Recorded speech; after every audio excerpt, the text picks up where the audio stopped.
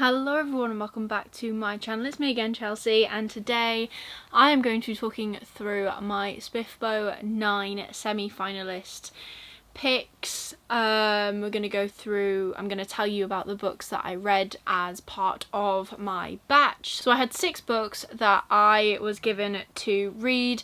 Now if you don't know what SPFBO9 is, it is the self-published fantasy blog off created by Mark Lawrence, who is also an incredible author in his own right. He is also traditionally published. So this is for indie authors, and you're basically, if you follow SPFBO is 300 participants apply and hand in their books, and they have to fit like certain criteria. So it has to be a fantasy book, has to be the first in a series, cannot be a sequel.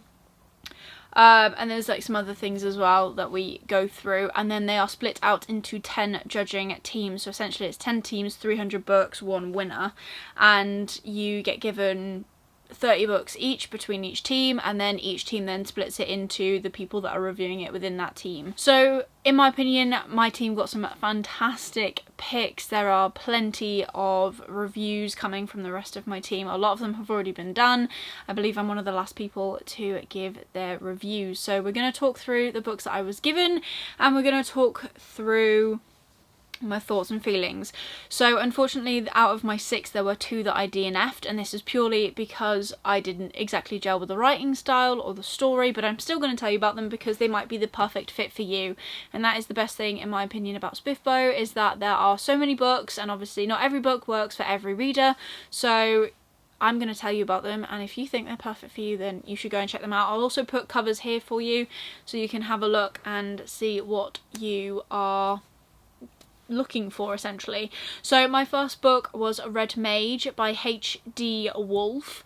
Unfortunately this is one of the ones that I did DNF purely because I did not gel with the writing style, but this book is about a girl called Maggie who at 13 loses her parents in a murder caused by a warlock, and he also curses her so that she cannot age, and 10 years later Maggie is still looking for this particular warlock to exact revenge on him. However, the council of this world, and I'm guessing the council of like the magical community, is tracking at Maggie, and they force her to team up with someone called Lester, and Lester says that he knows a mage who can actually halt time, and this is the first lead that Maggie has had in years. So obviously they then go off and go on a quest to essentially find this warlock and bring him to justice. If you are a fantasy reader who likes quest style stories and you want a book to get into that isn't going to completely blow your brain with high fantasy elements, this book is definitely one for you, so I recommend that you check it out. The second book that I DNF'd was called Volcano City, and this is by Grace Bridges. Now again, I DNF'd this because I didn't gel with the writing style.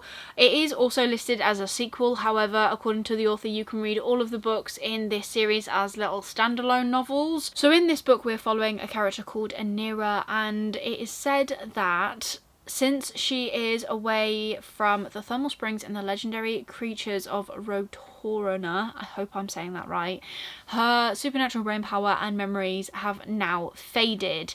And at the start of this book she doesn't remember who she is, she's just a normal girl, and then her friends who have come together to protect the world, also known as the Earth Core team, start coming in to the city where she is now living.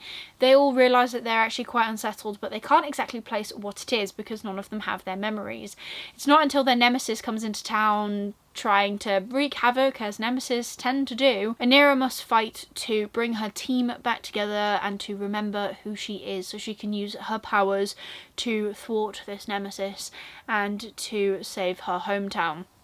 So again, this story is perfect if you love books where characters have to regain their memories, the memory loss kind of, I don't know if it's a trope, but that kind of idea where you have to remember who you are, remember that you are actually amazing and super powery. I think that'll be a really good book for you. Again, it's full of fantastical elements. I think it would be a really enjoyable book, and it would be, obviously, it might work better if you read the books in the publication order. I'm not sure, but like I said, I DNF'd it because I just didn't gel with the writing style, but that doesn't mean that someone else won't absolutely love this book. Now we're on to the ones that were rated. So I'm going to tell you about the 3 that haven't made it through as my semi-finalist, and I will tell you about my semi-finalist last. So first up, I read A Donkey, A Stable Hand and An Empire, and I completely understand what they were trying to do, however it just didn't land with me. The premise of this book is that in this world, in order to become regent, you can kill the current regent as long as they are not progressing to emperor, essentially, and then you can become the regent and become emperor. So this book starts with the current regent being accidentally killed by a donkey, and there is this lovely gent just walking by called Carson, and he claims that he can understand the donkey, and now the donkey is regent. So this book, to me, really latched on to humour similar to what I would say Hitchhiker's Guide to the Galaxy projects. Gave that impression. However, the reason that this one didn't land exactly like I wanted it to, like it landed with Hitchhikers, because I really enjoyed Hitchhikers, I think the comedy for me was just a bit overplayed and not exactly my humour taste. Completely fine. But I think that if you want a daft book that is enjoyable, they're short reads, there was a pretty interesting twist at the end, I have to admit. I think this book could be for you. Apparently there are 9 books in this saga, and I don't know where it goes to from here. I'm not sure if I will be continuing on with this saga anytime soon, but I think if you want a more light-hearted fantasy with some silly elements, this is definitely one that you should check out. The next book is That Which the Deep Heart Knows by R.J. Weldrake, and this one was interesting, to be fair. Again, I think I'm not exactly the target audience for this book, but I did enjoy that it was told from multiple POVs, so we are getting different perspectives throughout the land, and it's mainly between 2 characters, and we have got a young girl called Adela who is blessed with beauty and brains, and she essentially gives off that not like other girls vibe in this world where it is essentially like medieval-esque with, you know, women bowing to men and needing to be married by a certain age. And then we are also following the perspective of a prince, and then further on into the story we are following other perspectives as well that kind of tie them all together.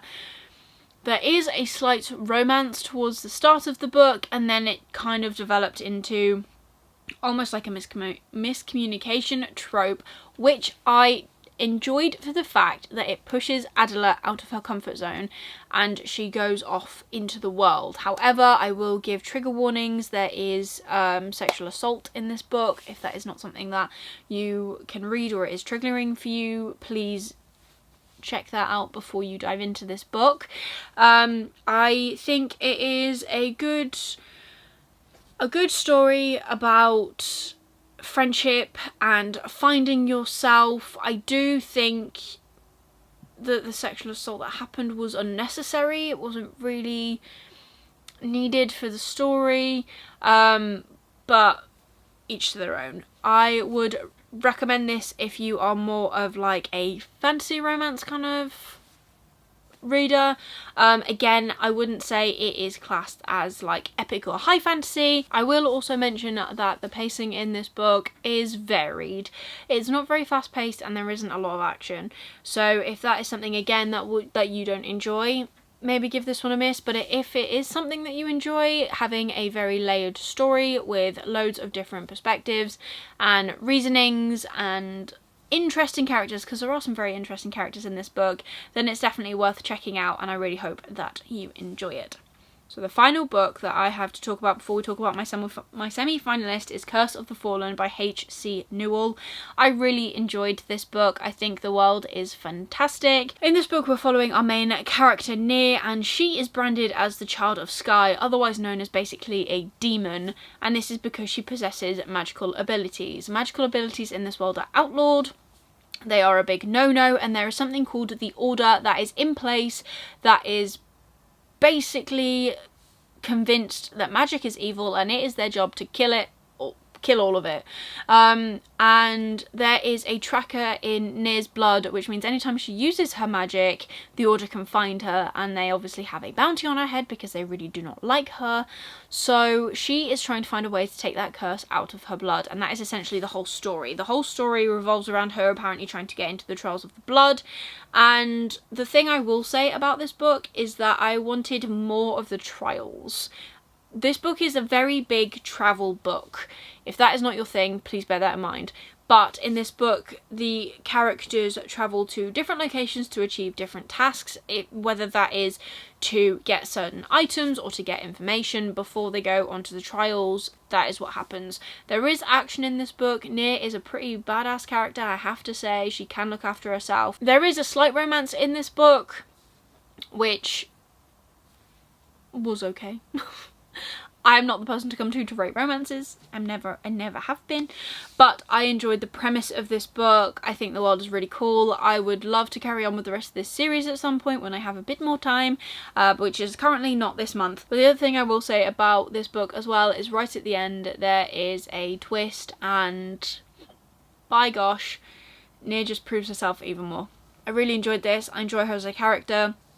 I enjoy the other characters that come along as well, which I'm not going to say too much about because I don't want to give anything away, but I did think this was a great book. So my semi-finalist is Crucible of Lies by Mitchell Hogan, and literally the pushing factor was the magic system. So the magic system in this book is pretty impressive in my opinion. I like the idea that this story is told from 2 points of view, but it's the same person. So we have him in different stages of his life. We have him as a young boy, and we have him basically as now. And the little tagline for this book at the top is, "I founded my empire on lies and bloodshed, thus they are built. Some name me cursed, but I am an immortal emperor. Attend to my tale if you dare." And the start of this book is him capturing an assassin, and he then is basically turning around to them going, right, I'm going to tell you my story as to how I got here.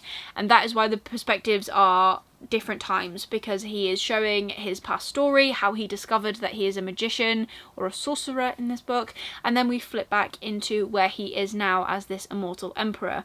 The magic system in this book is essentially that a person has a well inside of them, and it is unheard of to have or to be able to control multiple threads. So 4 and above is like not something you can think of, and obviously the start of this book makes you think, well, this emperor has got to be able to control some magic to be able to get to this point. And the whole story is showing how he got there. There is action, there is betrayal, there is found family, there is all sorts of things, there is intrigue, there is mystery, and I did really enjoy reading this book, and I hope that other people will too. So I can't wait to hear what the rest of my team think about this book, because obviously now I am putting my opinion in the hands of other people, and I'm not sure how I feel about that, but we will see how it comes out on top. So there were all of my books that I read for SPFBO9 so far.